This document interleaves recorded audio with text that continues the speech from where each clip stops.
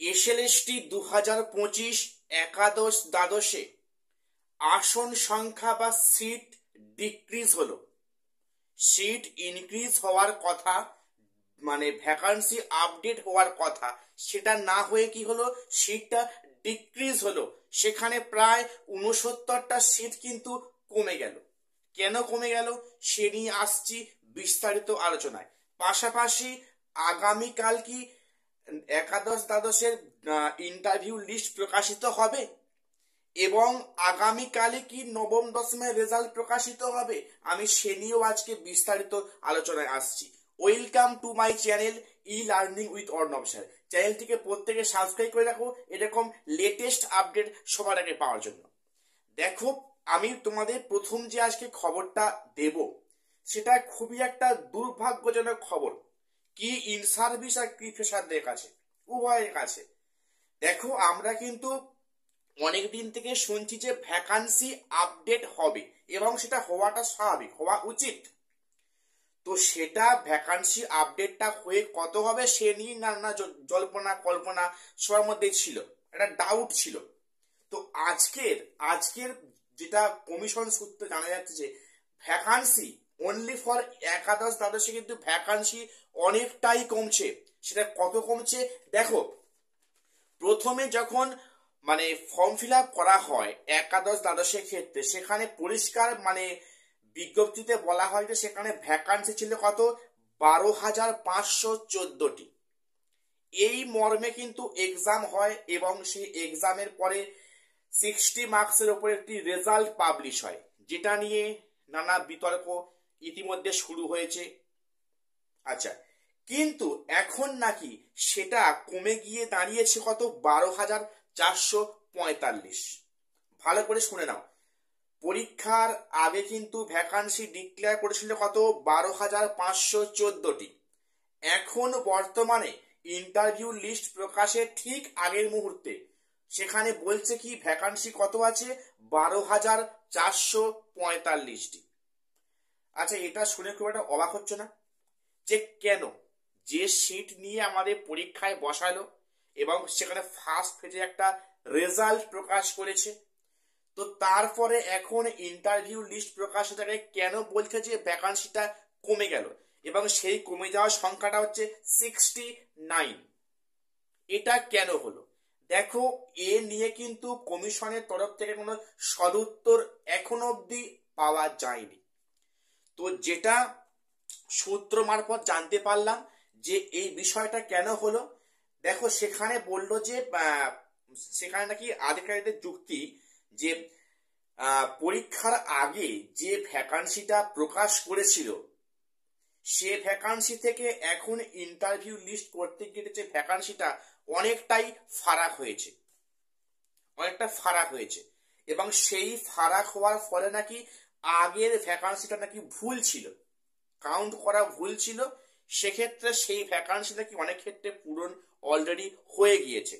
তাই এখন নাকি আপডেটের ভ্যাকান্সি কত আছে, 12,445টি। এটা তাদের নাকি একটা যুক্তি, যদিও এ নিয়ে কিন্তু কমিশনে কোনো আধিকারিক প্রেস বিজ্ঞপ্তি এখনো অবধি প্রকাশ করেনি।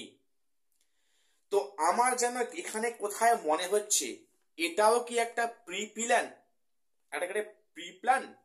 কেন বললাম প্রি প্ল্যান, দেখো এক্সামের আগে যদি কোনো সিট ডিক্লেয়ার করে সেই মোতাবেক যদি এক্সাম নেওয়া হয় আর ইন্টারভিউ আগে যদি বলা হয় যে ভ্যাকান্সিটা অনেকটা কমে গিয়েছে, সেক্ষেত্রে কিন্তু এটা কোর্ট কেস হওয়ার কিন্তু সম্ভাবনা খুব বেশি রয়েছে। তো সেই রাস্তা খোলা রাখার জন্যই কি একটা প্রি প্ল্যান করা হয়েছে যে ভ্যাকান্সিটা হুট করে কমিয়ে দেওয়া, যাতে করে মানে পরীক্ষার্থীরা পুনরায় হাইকোর্টে ছোটে এর মানে সমাধান পাওয়ার জন্য। আমার বিষয়টি খুব একটা বোধগম্য এখনো কিন্তু হলো না। তা প্রত্যেকে কমেন্টে জানাবে তোমরা কি আমার সাথে একমত। আচ্ছা, এবারে বলে রাখি যে আগামীকাল কি একাদশ দ্বাদশে কি ইন্টারভিউ লিস্ট প্রকাশিত হচ্ছে।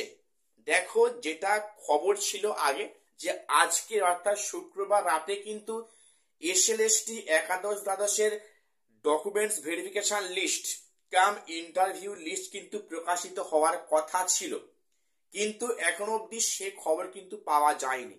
তো বিভিন্ন সংবাদ মাধ্যমে শুনলাম আজকে সকালের পর থেকে যে আগামীকাল শনিবার নাকি একাদশ দ্বাদশে ইন্টারভিউ লিস্ট প্রকাশিত হবে। আচ্ছা, অনেকে প্রশ্ন করছো এই যে লিস্ট প্রকাশিত হবে সেক্ষেত্রে কতর মধ্যে, আউট অফ কত, 60 না আউট অফ 80? দেখো, অনেকে আবার বলছো যে যেহেতু এ নিয়ে তো সুপ্রিম কোর্ট কিংবা হাইকোর্টে মামলা হচ্ছে যে এক্সপিরিয়েন্সের 10 মার্কসটা কখন অ্যাড করা হবে। তো সেক্ষেত্রে যদি কমিশন কাল যদি আউট অফ 80 মধ্যে কাট অফ দিয়ে যদি লিস্ট প্রকাশ করে তাহলে সেক্ষেত্রে কোনো কি আইনি সমস্যা হবে? দেখো, সেক্ষেত্রে কিন্তু আইনি সমস্যা হয়তো সেক্ষেত্রে হবে না। তো আমি যেটা শুনলাম কিন্তু কমিশন যে লিস্ট প্রকাশ করবে সেটা কিন্তু আউট অফ 80, অর্থাৎ 60 plus academic 10 marks plus experience 10 marks, এই 80 মার্কসের ওপর কিন্তু একটা তোমাদের লিস্ট প্রকাশিত হবে ইন্টারভিউ এবং ডকুমেন্টস ভেরিফাই করার জন্য।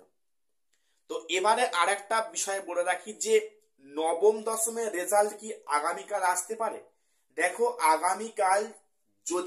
আগামীকাল যদি একাদশ দ্বাদশের যদি ইন্টারভিউ লিস্ট প্রকাশ করে তাহলে কিন্তু সেক্ষেত্রে আগামীকাল হয়তো নবম দশমের লিস্ট মানে রেজাল্ট প্রকাশিত হবে না, হতে পারে বলে আমার মনে হয় না।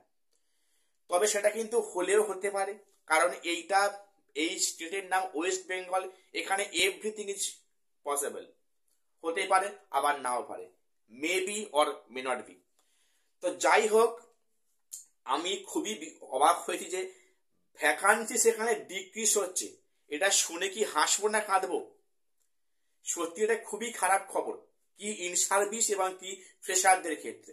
দেখো, 69টা সিট কম মানে কিন্তু বিভিন্ন সাবজেক্টে এফেক্টটা পড়বে, ঠিক কিনা? সেক্ষেত্রে কিন্তু একটা চাকরির সম্ভাবনাটা কমে গেল।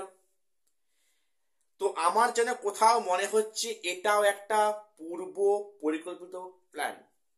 তোমাদের কি মতামত আমাকে অবশ্যই জানাতে ভুলবে না, আর ভিডিও একটি লাইক করে দিও, কারণ তোমাদের একটি লাইক উৎসাহিত করে পরবর্তী ভিডিও বানানোর ক্ষেত্রে। আজ এখানে শেষ করছি। চ্যানেলটিকে প্রত্যেক সাবস্ক্রাইব করে আমাদের পাশে থাকবে। দেখা হচ্ছে পরে কোনো আপডেট নিয়ে।